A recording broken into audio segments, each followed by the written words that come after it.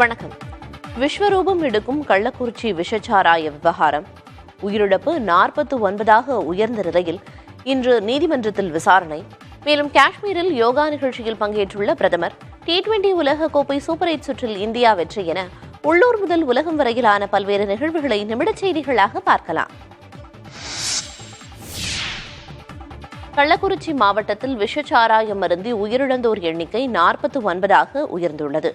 கருணாபுரம் பகுதியில் விஷச்சாராயம் குடித்து மருத்துவமனையில் அனுமதிக்கப்பட்டிருந்தவர்களில் 39 பேர் நேற்று இரவு வரை உயிரிழந்திருந்தனர். ஏற்கனவே சேலம் மருத்துவமனையில் 10 பேர் உயிரிழந்திருந்த நிலையில் மேலும் 5 பேர் உயிரிழந்துள்ளனர்.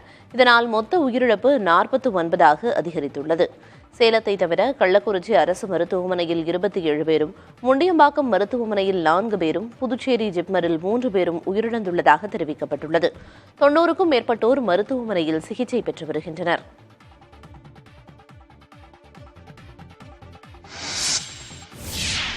கள்ளக்குறிச்சி விசச்சாராய மரணம் தொடர்பான வழக்கை இன்று விசாரணைக்கு எடுத்துக் கொள்வதாக சென்னை உயர்நீதிமன்றம் தெரிவித்துள்ளது. கள்ளக்குறிச்சி மாவட்டம் கருணாபுரம் பகுதியில் மெத்தனால் கலந்த விசச்சாராயத்தால் உயிரிழப்புகள் ஏற்பட்டது தொடர்பாக சென்னை உயர்நீதிமன்ற நீதிபதிகள் கிருஷ்ணகுமார் மற்றும் குமரேஷ் பாபு ஆகியோர் அமர்வில் அதிமுக வழக்கறிஞர்கள் அணி செயலாளர் இன்பதுரை உள்ளிட்டோர் முறையீடு செய்தனர். இந்த வழக்கை சிபிசிஐடி விசாரிப்பது முறையாக இருக்காது என்பதால் சிபிஐ விசாரணைக்கு உத்தரவிட வேண்டும் என்ற கோரிக்கையுடன் வழக்கு தாக்கல் செய்ய உள்ளதாகவும் இதனை அவசர வழக்காக விசாரணைக்கு எடுத்துக் கொள்ள வேண்டும் எனவும் அவர்கள் கேட்டுக் கொண்டனர். உள்ளாட்சி அமைப்புகளின் நிர்வாகிகளுக்கு தெரியாமல் விசச்சாராய விற்பனை நடக்காது என்பதால் அவர்களது பங்கு குறித்து விசாரிக்க வேண்டும் எனவும் வலியுறுத்தினர். அப்போது விசச்சாராய மரணம் தொடர்பான வழக்கு சிபிசிஐடிக்கு மாற்றப்பட்டு விசாரணை தொடங்கப்பட்டுள்ளதாக தமிழக அரசு தரப்பு வழக்கறிஞர் முனியப்பராஜ் கூறினார். மாவட்ட ஆட்சியர் பணியிட மாற்றம் செய்யப்பட்டிருப்பதாகவும் காவல் கண்காணிப்பாளர் உள்ளிட்ட அதிகாரிகள் இடைநீக்கம் செய்யப்பட்டிருப்பதாகவும் அவர் விளக்கினார். இதனை ஏற்க மறுத்த நீதிபதிகள் வழக்கை தாக்கல் செய்ய அனுமதி அளித்து வழக்கை விசாரணைக்கு எடுத்துக் கொள்வதாக ஒப்புதல் தெரிவித்தனர். விஷச்சாராய உயிரிழப்பை தொடர்ந்து தமிழகத்தில் IPS அதிகாரிகளை இடமாற்றம் செய்து அரசு உத்தரவிட்டுள்ளது. அதன்படி மதுவிலக்கு அமலாக்கப் பிரிவு கூடுதல் டிஜிபி மகேஷ்குமார் அகர்வால் காத்திருப்போர் பட்டியலுக்கு மாற்றப்பட்டுள்ளார். அவர் வகித்து வந்த பொறுப்பை மாநில சட்ட ஒழுங்கு கூடுதல் டிஜிபி அருண் முழுவதுமாக கவனித்துக் கொள்வார் என அறிவித்துள்ளது. அதேபோல் மதுவிலக்கு அமலாக்கப் பிரிவு SP செந்தில்குமாரும் காத்திருப்போர் பட்டியலுக்கு மாற்றப்பட்டார். அவருக்கு பதிலாக சென்னை கீழ்ப்பாக்கம் துணை கமிஷனர் கோபி நியமிக்கப்பட்டுள்ளார். கள்ளச்சாராய மரணங்களுக்கு பொறுப்பேற்று முதலமைச்சர் மு.க.ஸ்டாலின் பதவி விலக வலியுறுத்தி தமிழகம் எங்கும் வரும் திங்கட்கிழமை போராட்டம் நடத்த இருப்பதாக அதிமுக தெரிவித்துள்ளது. அதிமுக பொதுச் செயலாளர் எடப்பாடி பழனிசாமி வெளியிட்டுள்ள அறிக்கையில் மு.க.ஸ்டாலின் தலைமையில் திமுக அரசு அமைந்த பின் தமிழகத்தில் கள்ளச்சாராயம், கஞ்சா போன்ற போதைப் பொருட்களின் புழக்கம் அதிகரித்துள்ளதாக குற்றம் சாட்டியுள்ளார். இதுகுறித்து சட்டமன்றத்திலேயே ஆதாரங்களோடு தாங்கள் புகார் அளித்தும் திமுக அரசு நடவடிக்கை எடுக்காததால் தற்போது அப்பாவி மக்கள் உயிரிழக்க நேர்ந்திருப்பதாக EPS தெரிவித்துள்ளார். கடந்த ஆண்டு செங்கல்பட்டு, விழுப்புரம் மாவட்டங்களில் கள்ளச்சாராயத்தால் 22 பேர் உயிரிழந்தது தொடர்பான வழக்கு சிபிசிஐடி வசம் ஒப்படைக்கப்பட்ட நிலையில் அது என்ன ஆனதென்றே தெரியவில்லை என்றும் EPS கூறியுள்ளார். தற்போதும் கள்ளச்சாராய உயிரிழப்புகள் ஏற்பட்டுள்ள நிலையில் இதற்கு பொறுப்பேற்று தமிழக முதல்வர் பதவி விலக கோரியும் குற்றத்தில் தொடர்புள்ளோரை கைது செய்ய வலியுறுத்தியும் மாவட்ட தலைநகரங்கள் தோறும் வரும் 24ஆம் தேதி அதிமுக சார்பில் கண்டன ஆர்ப்பாட்டம் நடைபெறும் என்றும் எடப்பாடி பழனிசாமி கூறியுள்ளார்.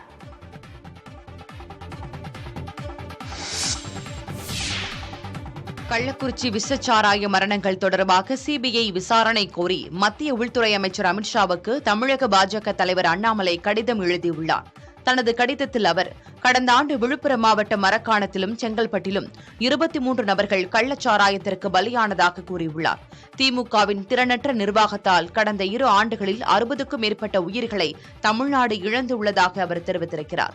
கள்ளச்சாராயம் விற்பனை, உற்பத்தியில் திமுகவை சேர்ந்தவர்களுக்கு தொடர்பு உள்ளது என்றும் நீதிமன்றங்கள், காவல் நிலையங்கள் அருகிலேயே அவை விற்கப்படுகிறது எனவும் தங்களுக்கு தெரிய வந்திருப்பதாக அண்ணாமலை கடிதத்தில் குறிப்பிட்டுள்ளார். கள்ளச்சாராயம் நகரின் முக்கிய பகுதிகளில் விற்கப்பட்டதாக கள்ளக்குறிச்சி விவகாரத்தில் உயிரிழந்தவர்களின் உறவினர்கள் கூறுவதாகவும் அவர் கூறினார். கள்ளச்சாராய மரணங்களுக்கு காரணமானவர்களை காவல்துறையினர் சட்டத்தின் முன்பு நிறுத்துவதை திமுக அரசு தடுக்கும் என்பதால் இந்த விவகாரத்தில் சிபிஐ விசாரணைக்கு உத்தரவிட வேண்டும் எனவும் அண்ணாமலை அமித்ஷாவை வலியுறுத்தியுள்ளார்.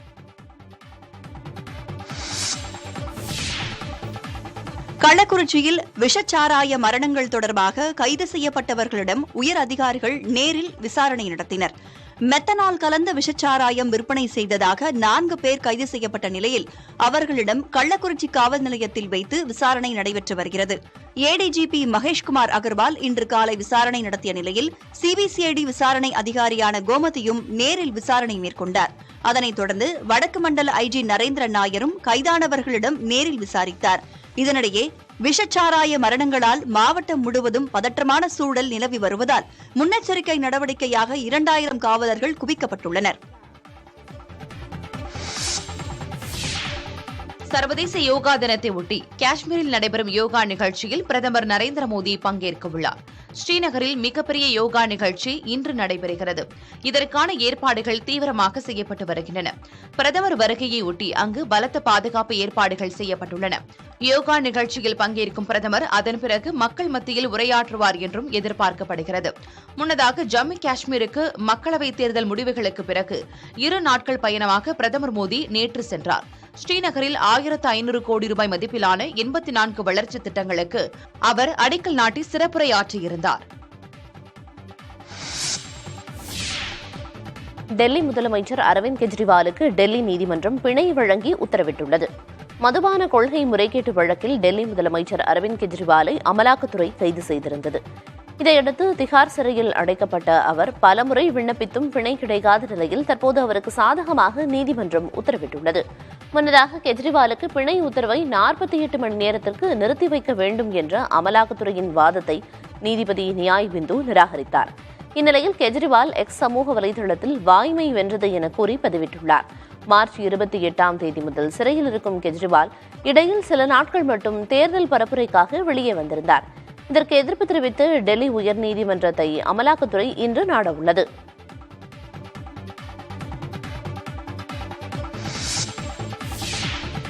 நாடாளுமன்ற மக்களவையின் தற்காலிக சபாநாயகராக பர்த்ருஹரி மஹ்தாபை குடியரசுத் தலைவர் திரௌபதி முர்மு நியமனம் செய்துள்ளார். புதிதாக அமைந்துள்ள 18வது மக்களவையின் முதல் கூட்டத்தொடர் வரும் 24ஆம் தேதி தொடங்குகிறது. அதில் முதல் நிகழ்வாக தேர்தலில் வெற்றி பெற்றவர்கள் உறுப்பினர்களாக பதவியேற்க உள்ளனர். அவர்களுக்கு பதவி பிரமாணம் செய்து வைப்பதற்காக பர்த்ருஹரி மஹ்தாப் தற்காலிக சபாநாயகராக குடியரசுத் தலைவர் நியமித்துள்ளதாக நாடாளுமன்ற விவகாரத்துறை அமைச்சர் கிரண் ரிஜிஜு தெரிவித்துள்ளார். புதிய சபாநாயகர் தேர்வு செய்யப்படும் வரை பர்த்ருஹரி மஹ்தாப் தற்காலிக சபாநாயகராக செயல்பட்டு அவையை வழிநடத்திச் செல்வார். ஒடிசா மாநிலம் கட்டக்கிலிருந்து தேர்வான பாஜக எம்பியான பர்த்ருஹரி மஹ்தாப் 7 முறையாக மக்களவைக்கு தேர்வாகியுள்ளார். 6 முறை பிஜு ஜனதா தளம் சார்பில் வென்ற அவர் பாஜகவுக்கு கட்சி மாறி 7வது முறையாக வெற்றி பெற்றுள்ளார். தற்காலிக சபாநாயகர் பொறுப்பில் பர்த்ருஹரி மஹ்தாபுக்கு உதவ காங்கிரசின் சுரேஷ், திமுகவின் TR பாலு, பாஜகவின் ராதா மோகன் சிங், பகன் சிங் குலஸ்தே, திரிணாமுல் காங்கிரசின் சுதிப் பந்தோபாத்யாய் ஆகியோர் நியமனம் செய்யப்பட்டுள்ளனர். புதிய சபாநாயகர் தேர்வு வரும் 26ஆம் தேதி நடைபெறும் என அறிவிக்கப்பட்டுள்ளது. இதற்கிடையே 8 முறையாக எம்பியாக இருந்த தங்கள் கட்சியின் சுரேஷை தற்காலிக சபாநாயகராக தேர்வு செய்யாதது மூலம் ஜனநாயக நெறிகளை பாஜக நசுக்கிவிட்டதாக காங்கிரஸ் குற்றம் சாட்டியுள்ளது.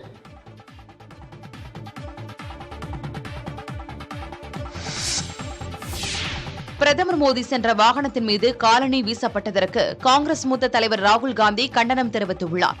இச்சம்பவம் பிரதமரின் பாதுகாப்பில் உள்ள குறைபாட்டை வெளிச்சத்திற்கு கொண்டு வந்துள்ளதாகவும் ராகுல் காந்தி தனது எக்ஸ் சமூக வலைதள பதிவில் குறிப்பிட்டுள்ளார். அரசின் கொள்கைக்கு எதிரான தங்கள் போராட்டங்கள் காந்திய வழியிலேயே இருக்கும் என்றும் ஜனநாயகத்தில் வெறுப்புணர்வுக்கும் வன்முறைக்கும் இடமில்லை என்றும் ராகுல் காந்தி தன் பதிவில் குறிப்பிட்டுள்ளார்.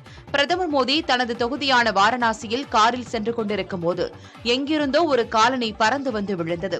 இதுகுறித்து பாதுகாப்பு படையினர் விசாரணை செய்து வருகின்றனர்.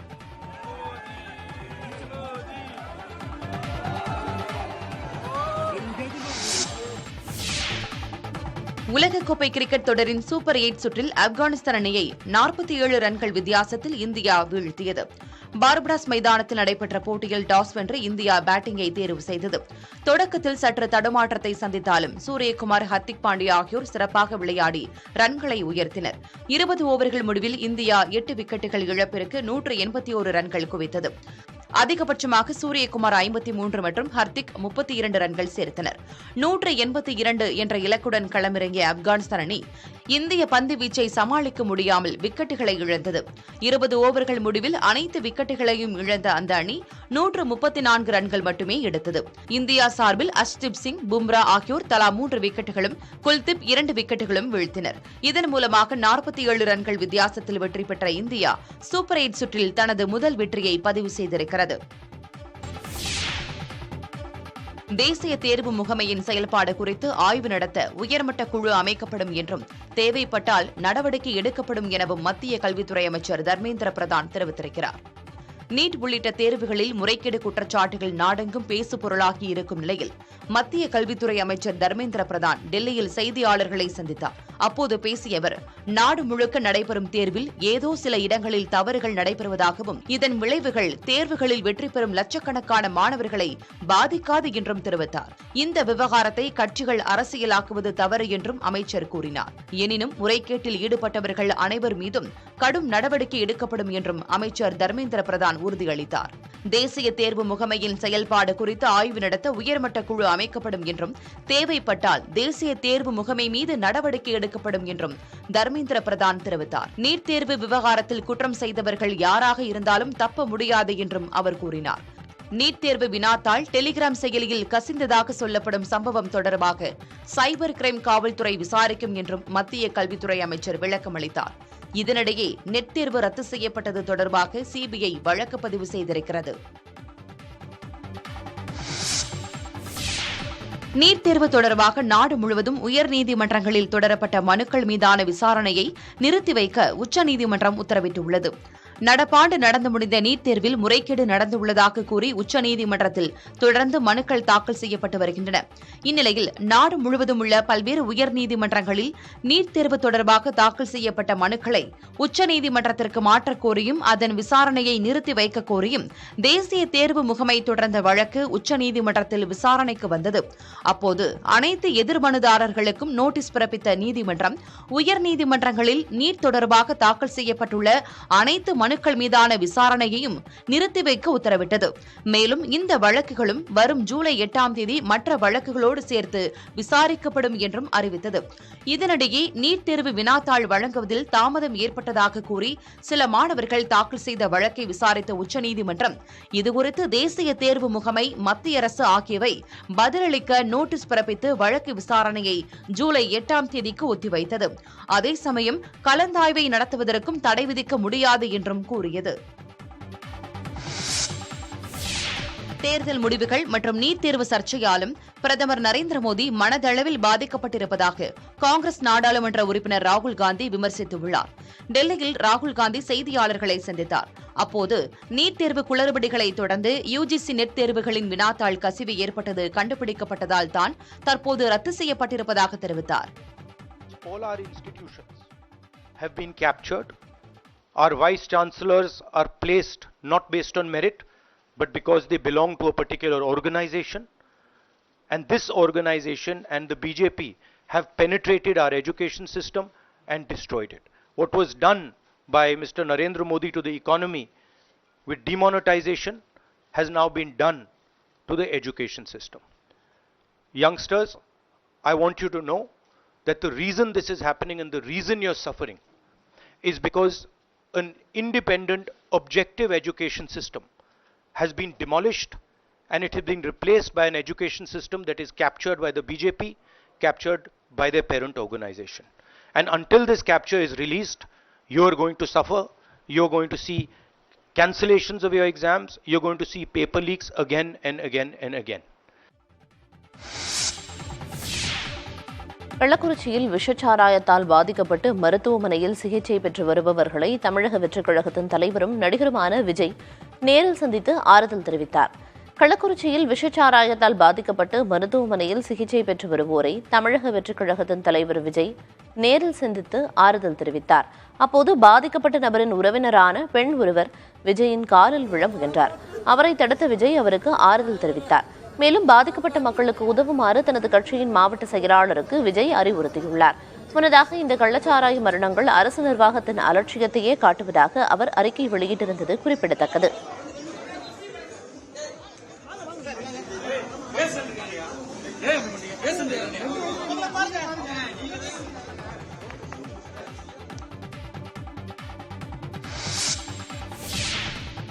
கள்ளக்குறிச்சி விஷச்சாராயம் விவகாரத்தை மையமாக வைத்து பொள்ளாச்சியில் கள் இறக்குவோரை காவல்துறையினர் துன்புறுத்துவதாக துணை கண்காணிப்பாளரிடம் விவசாயிகள் புகார் அளித்துள்ளனர். பொள்ளாச்சி அடுத்த ஆனைமலை, கோட்டூர் உள்ளிட்ட பகுதியில் விவசாயிகள் தமிழக அரசால் தடை செய்யப்பட்ட தென்னை மரத்திலிருந்து கள் இறக்கி விற்பனை செய்து வந்தது காவல்துறைக்கு தெரியவந்தது. இதனால் காவல்துறையினர் விவசாயிகளிடம் கள் இறக்குவதை நிறுத்த வேண்டும் என்று கடுமையான வாக்குவாதத்தில் ஈடுபட்டதாக கூறப்படுகிறது.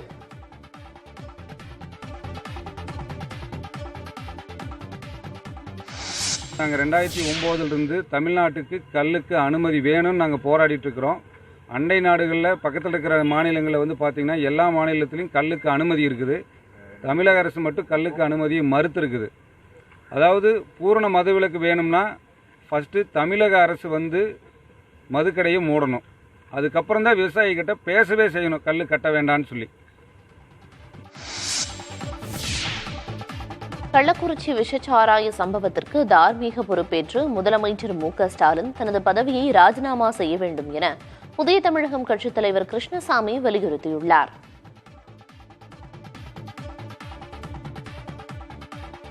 மாவட்ட ஆட்சியரை சஸ்பெண்ட் செய்து அல்லது எஸ்பியை சஸ்பெண்ட் செய்து அவர்கள் மீது பழியை போட்டுவிட்டு தமிழ்நாடு முதலமைச்சர் அவர்கள் இதை தப்பிக்க நினைக்கக்கூடாது. இதற்கு முழு பொறுப்பையும் தமிழ்நாடு முதலமைச்சர் மு.க.ஸ்டாலின் அவர்களை ஏற்றுக்கொள்ள வேண்டும். அவரே தானே முன்வந்து பதவியிலே விட்டு இறங்கினால்தான் உண்மையிலேயே அவர் இந்த ஒரு மோசமான சம்பவத்திற்கு, நடந்திருக்க கூடாத ஒரு சம்பவத்திற்கு, ஒரு மனிதநேயற்ற சம்பவத்திற்கு அவர் உண்மையிலேயே வருந்துகிறார், அவர் பொறுப்பேற்கிறார். அரசியல் பிழைத்தோருக்கு அறம் கூற்றாவது என்பதற்கு இணங்க அவர் இதை தான் பொறுப்பேற்றுக் கொள்கிறார், அவர் பொறுப்போடு நடந்துகிறார் என்று அர்த்தமாகும். வேலூர் மாவட்டத்தில் கள்ளச்சாராயம் விற்றதாக 50 நபர்களை காவல்துறையினர் கைது செய்தனர். கள்ளக்குறிச்சியில் விஷச்சாராயம் அருந்தி பலர் உயிரிழந்ததன் எதிரொலியாக பல்வேறு மாவட்டங்களிலும் காவல்துறையினர் சோதனையை தீவிரப்படுத்தியுள்ளனர். இதில் வேலூர் மாவட்ட காவல் கண்காணிப்பாளர் மணிவண்ணன் உத்தரவின் பேரில் சோதனை மேற்கொண்ட அதிகாரிகள் கள்ளச்சாராயம் விற்றதாக பல்வேறு பகுதிகளைச் சேர்ந்த 65 நபர்கள் மீது வழக்கு பதிவு செய்தனர். இதில் 50 நபர்களை கைது செய்து சிறையில் அடைத்தனர். மேலும் 2400 லிட்டர் சாராய ஊழல்கள், 667 லிட்டர் கள்ளச்சாராயத்தை பறிமுதல் செய்து அழித்தனர். சட்டவிரோத கள்ளச்சாராய விற்பனை மற்றும் மது விற்பனை குறித்து புகார் தெரிவிப்பதற்கான வாட்ஸ்அப் எண்ணையும் அம்மாவட்ட காவல்துறையினர் வெளியிட்டுள்ளனர். நீட் தேர்வுக்கு எதிராக காங்கிரஸ் கட்சியினர் இன்று நாடு தழுவிய போராட்டத்தில் ஈடுபடுகின்றனர். இளங்கலை மருத்துவ படிப்புகளுக்கான நீட் தேர்வு முடிவுகளை தேசிய தேர்வு முகமை அண்மையில் வெளியிட்டது. இதில் சிலருக்கு மதிப்பெண்கள் உயர்த்தி காட்டப்பட்டு முறைகேடு நடந்துள்ளதாக புகார் எழுந்தது. அதேபோல் வினாத்தாள் கசிவு உள்ளிட்ட பிற குளறுபடிகளும் அரங்கேறியிருப்பதாக எதிர்க்கட்சிகள் குரல் கொடுத்தன. தேர்வில் சிலருக்கு கருணை மதிப்பெண்கள் வழங்கப்பட்டதும் சந்தேகத்தை ஏற்படுத்தியது. இது தொடர்பான வழக்கு உச்சநீதிமன்றத்தில் விசாரிக்கப்பட்டு வருகிறது.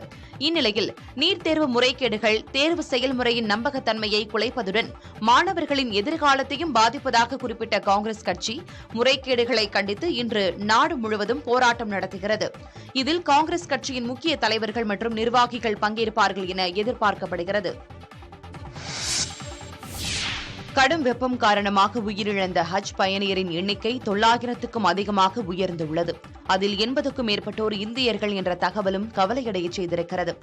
சவுதி அரேபியாவில் உள்ள மெக்கா மற்றும் மதினா சென்ற ஹஜ் பயணியர் அங்கு நிலவும் மோசமான காலநிலையால் பாதிக்கப்பட்டுள்ளனர். 20 லட்சத்திற்கும் மேற்பட்டோர் அங்கு திரண்டு இருப்பதால் போதுமான வசதிகள் இன்றி ஹஜ் பயணிகள் அவதியுற்று வருகின்றனர். போதுமான அறைகள் இல்லாததால் கடும் வெப்பம் காரணமாக ஹீட் ஸ்ட்ரோக் உள்ளிட்ட பிரச்சினைகளால் அவர்கள் பாதிக்கப்படும் நிலை உருவாகியுள்ளது. கடும் வெப்பத்தால் உயிரிழந்த ஹஜ் பயணியரின் எண்ணிக்கை 900ஐ கடந்துள்ளது. பாதிக்கப்பட்ட 200க்கும் மேற்பட்டோருக்கு சிகிச்சை அளிக்கப்பட்டு வருகிறது. உயிரிழப்பு மேலும் அதிகரிக்கும் என அஞ்சப்படுகிறது.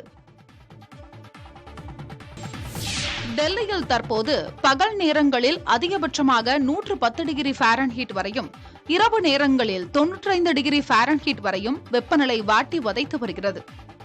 இந்நிலையில் ஆதரவின்றி சாலையோரங்களில் வசிப்பவர்கள் வெப்பம் தாங்க முடியாமல் உயிரிழக்கும் சூழல் ஏற்பட்டுள்ளது.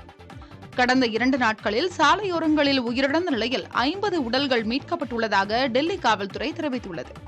அனைவரின் உயிரிழப்புக்கும் வெப்பத்தின் தாக்கம்தான் காரணமா என பிரேத பரிசோதனை முடிவுக்கு பிறகே தெரியவரும் என்றும் காவல்துறை தரப்பில் தெரிவிக்கப்பட்டுள்ளது. அதே நேரத்தில் வெப்பவாதம் உள்ளிட்டவற்றில் இருந்து மக்களை காக்கும் வகையில் மருத்துவமனைகளை தயார் நிலையில் வைக்குமாறு டெல்லி அரசு உத்தரவிட்டுள்ளது. மேலும் சாலையோரங்களில் வசிப்பவர்களை முகாம்களில் தங்க வைக்க நடவடிக்கை எடுக்கப்பட்டு வருகிறது. பீகாரில் பிற்படுத்தப்பட்டோர் மற்றும் பட்டியலினத்தவருக்கான இடஒதுக்கீட்டை 50 விழுக்காட்டிலிருந்து 65 விழுக்காடாக உயர்த்திய திருத்தச் சட்டத்தை பாட்னா உயர்நீதிமன்றம் ரத்து செய்தது. இந்தியாவிலேயே முதல் மாநிலமாக பீகாரில் கடந்த ஆண்டு சாதிவாரி கணக்கெடுப்பு நடத்தப்பட்டது. அதன் தொடர்ச்சியாக இடஒதுக்கீடு சட்டங்களில் திருத்தம் மேற்கொள்ளப்பட்டது. அதன்படி கல்வி மற்றும் வேலை வாய்ப்பில் பிற்படுத்தப்பட்டோர், மிகவும் பிற்படுத்தப்பட்டோர் மற்றும் பட்டியலின மக்களுக்கான இடஒதுக்கீடு 50 விழுக்காட்டிலிருந்து 65 விழுக்காடாக உயர்த்தப்பட்டது. பொருளாதாரத்தில் நலிவடைந்த உயர் வகுப்பினருக்கான 10 விழுக்காட்டையும் சேர்த்து பீகாரில் 75 விழுக்காடு இடஒதுக்கீடு அமலானது. இதற்கு எதிராக பாட்னா உயர்நீதிமன்றத்தில் வழக்குகள் தொடரப்பட்டன. இந்த மனுக்கள் மீது உத்தரவு பிறப்பித்த நீதிபதிகள் அரசின் 2 திருத்தச் சட்டங்களையும் ரத்து செய்து உத்தரவிட்டனர். இந்திய அரசியலமைப்பு சட்டத்தை மீறும் வகையில் உள்ளதாக சட்டங்கள் ரத்து செய்யப்படுவதாக நீதிபதிகள் தெரிவித்தனர்.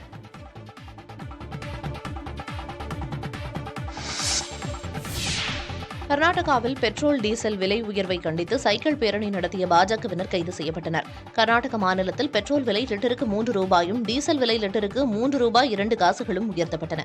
இதனை கண்டித்து பாஜக சார்பில் தொடர் போராட்டங்கள் நடைபெற்று வருகின்றன. அதன் ஒரு பகுதியாக பெங்களூருவில் பாஜக மாநில தலைவர் விஜயேந்திரா தலைமையில் சைக்கிள் பேரணி நடத்தப்பட்டது. அப்போது காவல்துறையினர் அவர்களை தடுத்து நிறுத்தியதால் இருதரப்புக்கும் இடையே வாக்குவாதம் ஏற்பட்டது. இதனைத் தொடர்ந்து போராட்டத்தில் ஈடுபட்ட பாஜகவினரை காவல்துறையினர் குண்டுக்கட்டாக கைது செய்தனர். சிவகங்கை மாவட்டம் கண்டதேவி கோயில் தேர் வடத்தை இழுப்பது தொடர்பாக இரு தரப்பினர் தொடர்ந்த வழக்கு முடித்து வைக்கப்பட்டது.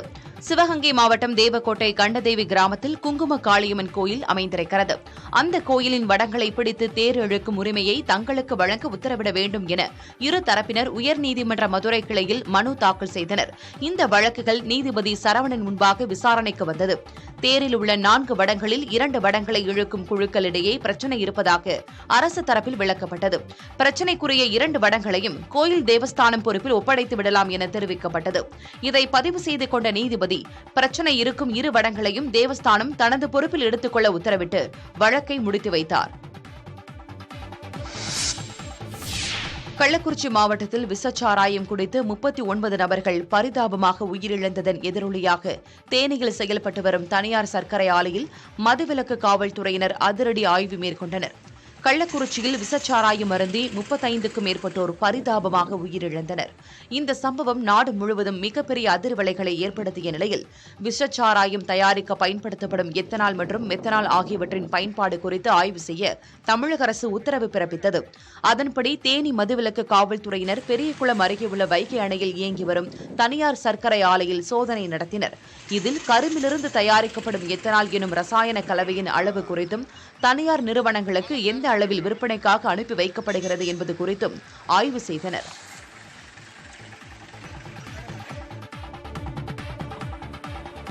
கோவையில் மெத்தனால் பயன்படுத்தும் நிறுவனங்களுக்கு அழைப்பு விடுக்கப்பட்டு மாவட்ட காவல் கண்காணிப்பாளர் அலுவலகத்தில் ஆலோசனைக் கூட்டம் நடத்தப்பட்டு அறிவுரைகள் வழங்கப்பட்டன. கள்ளக்குறிச்சி விஷச்சாராய பிரச்சினையை தொடர்ந்து தமிழகத்தின் அனைத்து பகுதிகளிலும் காவல்துறை சோதனை மேற்கொண்டு வருகிறது.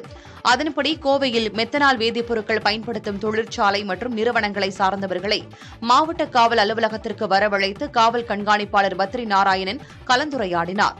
இதில் மெத்தனால் பயன்படுத்தும் போது கடைபிடிக்க வேண்டிய முன்னெச்சரிக்கை நடவடிக்கைகள் குறித்தும் அதனை தவறான வழிகளில் பயன்படுத்தாமல் எவ்வாறு நெறிமுறைப்படுத்த வேண்டும் என்பது குறித்தும் அறிவுரைகள் வழங்கினர்.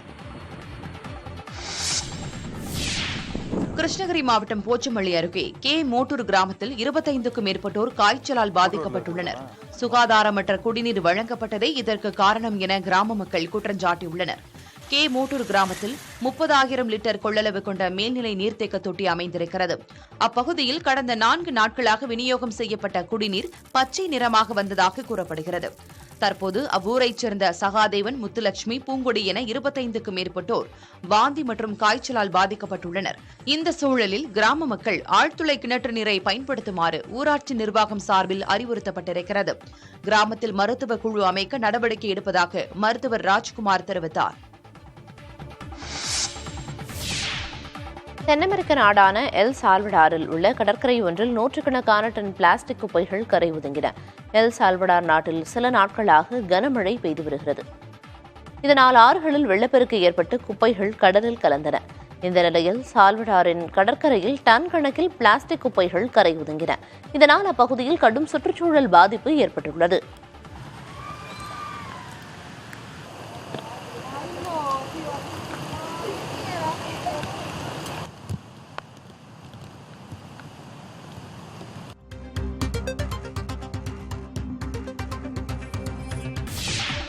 கேரளாவில் தென்மேற்கு பருவமழை மீண்டும் தொடங்கியுள்ள நிலையில் இடுக்கி உள்ளிட்ட 9 மாவட்டங்களுக்கு கனமழைக்கான மஞ்சள் எச்சரிக்கை விடுக்கப்பட்டிருக்கிறது. அதன்படி அடுத்த 24 மணி நேரத்திற்கு திருவனந்தபுரம், கொல்லம், பத்தனம்திட்டா, ஆலப்புழா, கோட்டயம், எர்ணாகுளம், இடுக்கி, கண்ணூர், காசர்கோடு ஆகிய 9 மாவட்டங்களில் கனமழை பெய்யும் என வானிலை ஆய்வு மையம் தெரிவித்துள்ளது. ஜூன் 21ஆம் தேதி மலப்புரம், கோழிக்கோடு, கண்ணூர் மாவட்டங்களுக்கும், ஜூன் 22ஆம் தேதி வயநாடு, காசர்கோடு மாவட்டங்களுக்கும், ஜூன் 23ஆம் தேதி இந்த 5 மாவட்டங்களுடன் பாலக்காடு மாவட்டத்திற்கும் அதிகனமழைக்கான ஆரஞ்சு எச்சரிக்கை விடுக்கப்பட்டுள்ளது. வழக்கமாக கேரளாவில் ஜூன் முதல் வாரத்தில் தொடங்கும் தென்மேற்கு பருவமழை இந்த ஆண்டு மே இறுதியிலேயே தொடங்கியது. ஜூன் முதல் வாரத்தில் பெய்த மழை அடுத்த 2 வாரங்களில் பொய்த்து போனது. இந்நிலையில் தென்மேற்கு பருவமழை மீண்டும் தொடங்கியிருப்பது பொதுமக்கள் மற்றும் விவசாயிகளை மகிழ்ச்சியடைய வைத்துள்ளது.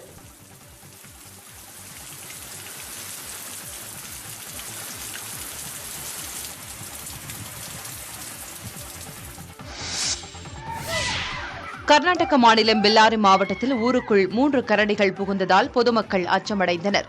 கம்பளி தாலுகா தேவசமுத்திரம் கிராமத்திற்குள் 3 கரடிகள் உணவு தேடி நுழைந்தது. சாலையில் நடமாடிய கரடி மக்களை தாக்க முயன்றதால் அலறி அடித்துக் கொண்டு மக்கள் ஓட்டம் பிடித்தனர். 1 மணி நேரம் ஊருக்குள் சுற்றித் திரிந்த கரடிகள் பின்னர் தானாகவே வனப்பகுதிக்குள் சென்றன. அடிக்கடி கரடிகள் ஊருக்குள் நுழைவதை தடுக்க வனத்துறை உரிய நடவடிக்கை எடுக்க வேண்டும் என கிராம மக்கள் கோரிக்கை விடுக்கின்றனர்.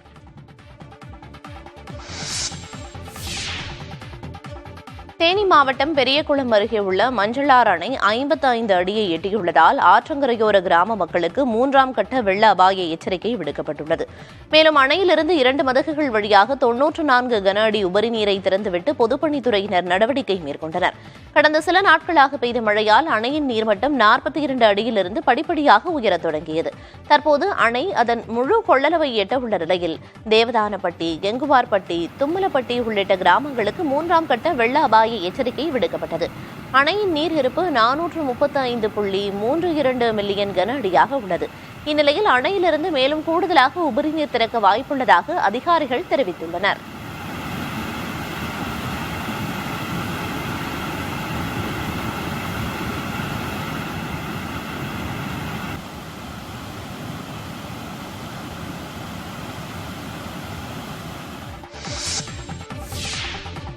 திருப்பூர் நியூ அன்னபூர்ணா உணவகத்தில் வாடிக்கையாளர் உணவில் ஊற்றிய சாம்பாரில் கரப்பான்பூச்சி இருந்ததால் அதிர்ச்சியடைந்தார். திருப்பூர் ரயில் நிலையம் அருகே நியூ அன்னபூர்ணா உணவகம் அமைந்துள்ளது. அங்கு ஒரு பெண்மணிக்கு பரிமாறப்பட்ட சாம்பாரில் கரப்பான்பூச்சி இருந்ததைக் கண்டு அவர் அதிர்ச்சியடைந்தார். இதனையடுத்து உணவக ஊழியர்களிடம் வாக்குவாதத்தில் ஈடுபட்ட அவர் அங்கிருந்து புறப்பட்டு சென்றார். பின்னர் சாம்பாரில் கரப்பான்பூச்சி இருந்ததை வீடியோ எடுத்து சமூக வலைதளங்களில் அவர் பதிவிட்டார்.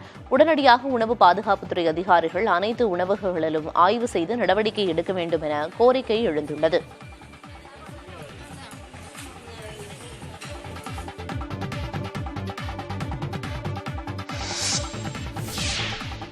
யூத இன சிறுமி கூட்டு பாலியல் வன்கொடுமைக்கு ஆளாக்கப்பட்ட சம்பவத்தை கண்டித்து பிரான்ஸ் தலைநகர் பாரிஸில் போராட்டங்கள் வெடித்தன. பாரிஸில் 12 வயது சிறுமி ஒருவர் கூட்டு பாலியல் வன்கொடுமைக்கு உள்ளாக்கப்பட்ட சம்பவம் அதிர்வலைகளை ஏற்படுத்தியுள்ளன. குற்றத்தில் ஈடுபட்டவர்கள் யூத இனத்திற்கு எதிரான கருத்துக்களை கூறி தன்னை அவமானப்படுத்தியதாகவும் அச்சிறுமி புகார் அளித்திருந்தார். இது தொடர்பாக சிலரை கைது செய்து காவல்துறையினர் விசாரணை நடத்தி வருகின்றனர். இந்த நிலையில் பாரிஸில் நூற்றுக்கணக்கானோர் திரண்டு போராட்டத்தில் ஈடுபட்டனர். பிரான்சில் தலை தூக்கி வரும் யூத இனத்திற்கு எதிரான பரப்புரையை தடுக்க வேண்டும் என வலியுறுத்தி முழக்கங்களை எழுப்பினர். அமெரிக்காவின் டெக்சாஸ் மாகாணத்தில் ஏற்பட்ட வெள்ளப்பெருக்கால் தேசிய நெடுஞ்சாலையில் போக்குவரத்து துண்டிக்கப்பட்டது. டெக்சாஸ் மாகாணத்தில் கடந்த சில நாட்களாக கனமழை பொழிந்து வருகிறது. இதனால் ஆறுகளில் வெள்ளப்பெருக்கு ஏற்பட்டுள்ளதுடன் குடியிருப்பு பகுதிகளிலும் மழைநீர் தேங்கியுள்ளது. பீவர் ஆற்றில் உடைப்பு ஏற்பட்டு ஓக்லஹோமா தேசிய நெடுஞ்சாலையை வெள்ளம் சூழ்ந்தது. இதனால் அந்த பகுதி முழுவதும் வெள்ளக்காடாக காட்சியளிக்கிறது. கள்ளக்குறிச்சி மாவட்டத்தில் விஷச்சாராயம் மருந்து உயிரிழந்தோர் எண்ணிக்கை 49ஆக உயர்ந்துள்ளது. கருணாபுரம் பகுதியில் விஷச்சாராயம் குடித்து மருத்துவமனையில் அனுமதிக்கப்பட்டிருந்தவர்களில் 39 பேர் இரவு வரை உயிரிழந்திருந்தனர். ஏற்கனவே சேலம் மருத்துவமனையில் 10 பேர் உயிரிழந்திருந்த நிலையில் மேலும் 5 பேர் உயிரிழந்துள்ளனர். இதனால் மொத்த உயிரிழப்பு 49ஆக அதிகரித்துள்ளது. சேலத்தை தவிர கள்ளக்குறிச்சி அரசு மருத்துவமனையில் 27 பேரும், முண்டியம்பாக்கம் மருத்துவமனையில் 4 பேரும், புதுச்சேரி ஜிப்மரில் 3 பேரும் உயிரிழந்துள்ளதாக தெரிவிக்கப்பட்டுள்ளது. 90க்கும் மேற்பட்டோர் மருத்துவமனையில் சிகிச்சை பெற்று வருகின்றனர்.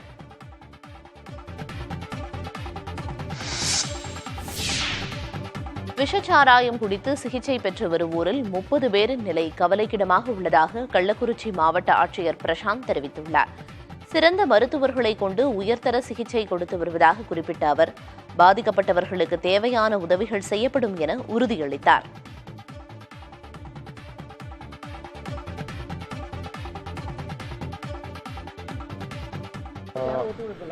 மொத்தமாக இப்போது 165 பேஷண்ட்ஸ் வந்து சிகிச்சைக்காக உள்நோயாளிகளாக நம்ம கள்ளக்குறிச்சி அரசு மருத்துவமனை, ஜிப்மர், சேலம் அரசு மருத்துவமனை மற்றும் முண்டியம்பாக்கம் அரசு மருத்துவமனைகள் வந்து சேர்ந்திருக்கு.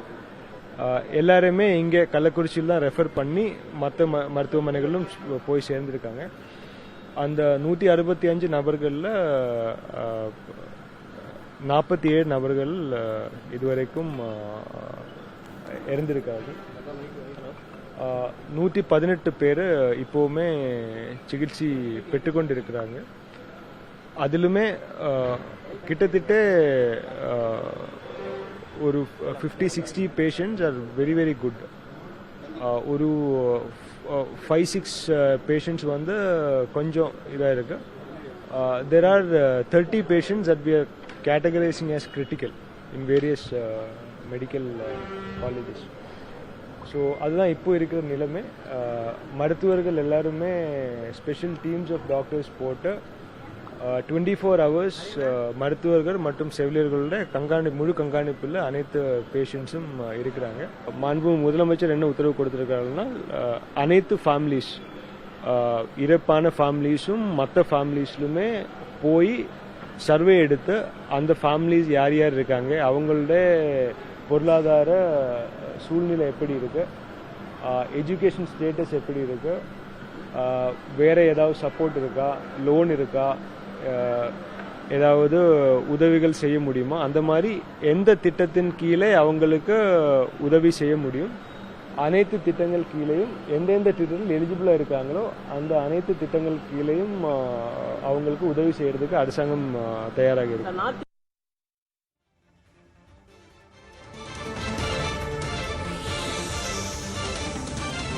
அண்மைச் செய்தி. வேலூரில் விதிமீறி இயங்கிய 8 வெளிமாநில ஆம்னி பேருந்துகளை போக்குவரத்து துறை அதிகாரிகள் பறிமுதல் செய்தனர். தமிழகத்தில் வெளிமாநில பதிவு எண் கொண்ட ஆம்னி பேருந்துகளை இயக்கினால் பறிமுதல் செய்யப்படும் என தமிழக போக்குவரத்து ஆணையர் எச்சரிக்கை விடுத்திருந்தார். உத்தரவை தொடர்ந்து வேலூர் வட்டார போக்குவரத்து அதிகாரிகள் நடத்திய சோதனையில் விதிகளை மீறி இயக்கப்பட்ட நாகாலாந்து பதிவெண் மற்றும் புதுச்சேரி பதிவெண் கொண்ட 8 பேருந்துகள் பறிமுதல் செய்யப்பட்டன. மேலும் அந்த பேருந்துகளுக்கு 98,500 ரூபாய் அபராதம் விதிக்கப்பட்டு அதில் 20,000 ரூபாய் வசூல் செய்யப்பட்டது. இதேபோல் பேருந்துகளுக்கு 1,45,600 ரூபாய் வரி விதிக்கப்பட்டது. நீலகிரியில் ஊருக்குள் வந்த காட்டு யானை வயலில் கட்டி வைத்திருந்த பசுவை தாக்கியது மக்கள் மத்தியில் அச்சத்தை உருவாக்கியுள்ளது. நீலகிரி மாவட்டம் முதுமலை புலிகள் காப்பக வனப்பகுதியை ஒட்டிய பகுதியான தொரப்பள்ளி, முலப்பள்ளி உள்ளிட்ட கிராமங்களில் காட்டு யானைகள் அடிக்கடி வருவது வழக்கம். வனப்பகுதியில் இருந்து காட்டு யானை ஒன்று முலப்பள்ளி பகுதிக்குள் நுழைந்தது. ஊர் மக்கள் யானையை விரட்டுவதற்கு முயன்றனர். அப்போது திடீரென கோபமடைந்த யானை வயலில் கட்டி வைக்கப்பட்டிருந்த பசுமாடுகளை விரட்டியது. ஒரு மாட்டை தாக்கியது. இது தொடர்பான காணொலியும் வெளியாகியுள்ளது.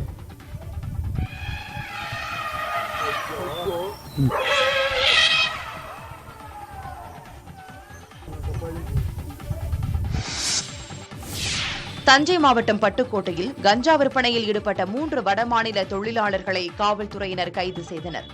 பட்டுக்கோட்டை பகுதியில் கஞ்சா பதுக்கி வைத்திருப்பதாக காவல்துறைக்கு கிடைத்த ரகசிய தகவலின்படி தனிப்படை காவல்துறையினர் அண்ணாநகர் பகுதியில் திடீர் ஆய்வு மேற்கொண்டனர்.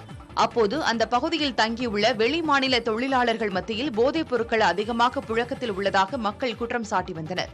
அதன் அடிப்படையில் அங்கு திடீர் ஆய்வு மேற்கொண்டதில் 2 கிலோ கஞ்சாவை பதுக்கி வைத்திருந்த பீகார் மாநிலத்தைச் சேர்ந்த சுராஜ்குமார், விஜயகுமார், ரோஷன்குமார் என்ற 3 நபர்களை கைது செய்து விசாரித்து வருகின்றனர். அமைச்சர்கள் தங்கம் தென்னரசு, KKSSR ராமச்சந்திரன் மற்றும் முன்னாள் முதலமைச்சர் ஓ பன்னீர்செல்வம் ஆகியோருக்கு எதிராக தாமாக முன்வந்து விசாரணைக்கு எடுத்த வழக்குகளின் தீர்ப்பை சென்னை உயர்நீதிமன்றம் தேதி குறிப்பிடாமல் ஒத்திவைத்துள்ளது. வருமானத்துக்கு அதிகமாக சொத்துக்கள் சேர்த்ததாக தொடரப்பட்ட வழக்கிலிருந்து அமைச்சர்கள் தங்கம் தென்னரசு, KKSSR ராமச்சந்திரன் ஆகியோர் சிறப்பு நீதிமன்றங்களால் விடுவிக்கப்பட்டனர். அதேபோல் முன்னாள் முதலமைச்சர் ஓ பன்னீர்செல்வம் மற்றும் அவரது குடும்பத்தினரும் சொத்து குவிப்பு வழக்கிலிருந்து சிறப்பு நீதிமன்றத்தால் விடுவிக்கப்பட்டனர். இந்த உத்தரவுகளை மறு ஆய்வு செய்யும் வகையில் சென்னை உயர்நீதிமன்ற நீதிபதி ஆனந்த் வெங்கடேஷ் தாமாக முன்வந்து வழக்குகளை விசாரணைக்கு எடுத்துக் கொண்டார். இந்த வழக்குகளின் இறுதி விசாரணை கடந்த மார்ச் மாதம் தொடங்கிய நிலையில் அனைத்து தரப்பு வாதங்களும் நிறைவடைந்துள்ளன. இதனையடுத்து 3 வழக்குகளின் தீர்ப்பையும் தேதி குறிப்பிடாமல் நீதிபதி ஆனந்த் வெங்கடேஷ் ஒத்திவைத்துள்ளார்.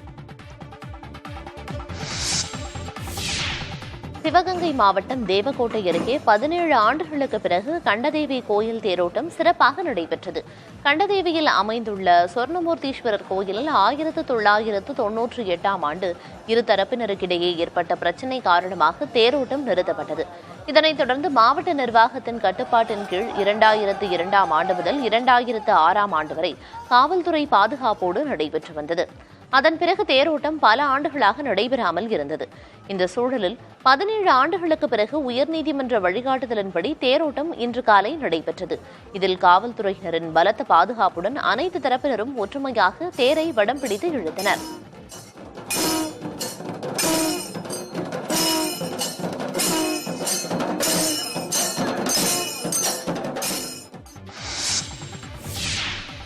தூத்துக்குடியில் விதிகளை மீறி இயக்கப்பட்ட வெளிமாநில பதிவெண் கொண்ட ஆம்னி பேருந்துகள் சிறைப்பிடிக்கப்பட்டன.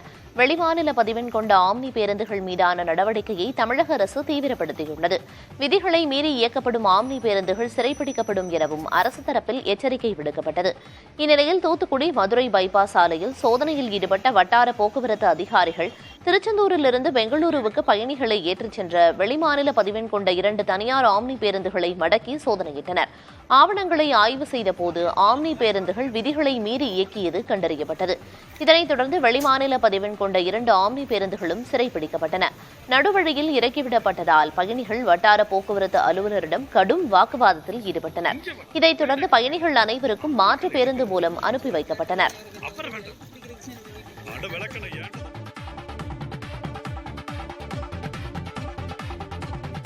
பெண் காவலர்களுக்கான அகில இந்திய அளவிலான துப்பாக்கிச் சுடுதல் போட்டியில் தமிழ்நாடு அணி ஒட்டுமொத்த சாம்பியன்ஷிப் பட்டத்தை வென்றுள்ளது. கடந்த 15ஆம் தேதி முதல் நடைபெற்று வந்த போட்டியில் 30 மாநிலங்களைச் சேர்ந்த 454 பெண் காவலர்கள் பங்கேற்றனர். கடந்த 5 நாட்களாக ஒத்திவாக்கம் துப்பாக்கிச் சுடுதல் தளத்தில் நடைபெற்ற போட்டியில் தமிழ்நாடு அணி 12 பதக்கங்களை பெற்று கோப்பையை தட்டிச் சென்றது. எல்லையோர பாதுகாப்பு படை 2வது இடத்தை பிடித்தது. சென்னை எழும்பூர் ராஜரத்னம் மைதானத்தில் நடந்த நிறைவு விழாவில் கலந்து கொண்டு பேசிய தலைமைச் செயலாளர் சிவதாஸ் மீனா, தமிழ்நாடு காவல்துறையில் மகளிருக்கு 33 விழுக்காடு இடஒதுக்கீட்டை அரசு விரைவில் செயல்பாட்டிற்கு கொண்டுவரும் என தெரிவித்தார். கர்நாடக மாநிலம் பெல்லாரி மாவட்டத்தில் ஊருக்குள் 3 கரடிகள் புகுந்ததால் பொதுமக்கள் அச்சமடைந்தனர்.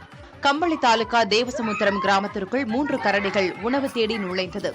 சாலையில் நடமாடிய கரடி மக்களை தாக்க முயன்றதால் அலறி அடித்துக் கொண்டு மக்கள் ஓட்டம் பிடித்தனர். 1 மணி நேரம் ஊருக்குள் சுற்றித் திரிந்த கரடிகள் பின்னர் தானாகவே வனப்பகுதிக்குள் சென்றன.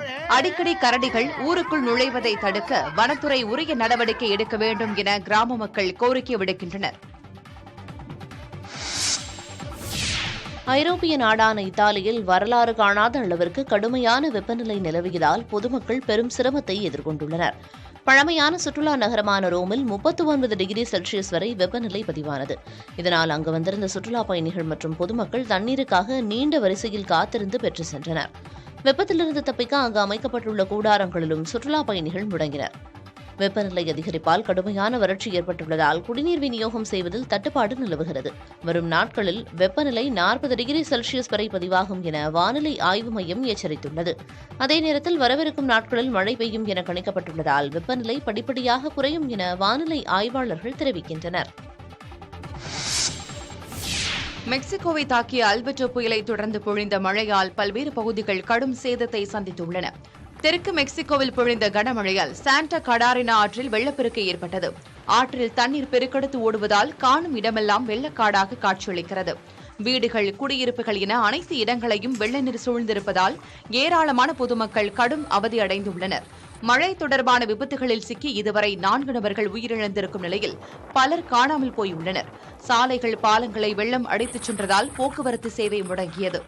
பாதிக்கப்பட்ட இடங்களில் மீட்பு மற்றும் நிவாரணப் பணிகள் தீவிரப்படுத்தப்பட்டுள்ளன. தாழ்வான இடங்களில் வசிப்போர் பாதுகாப்பான பகுதிகளுக்கு வெளியேற்றப்பட்டனர்.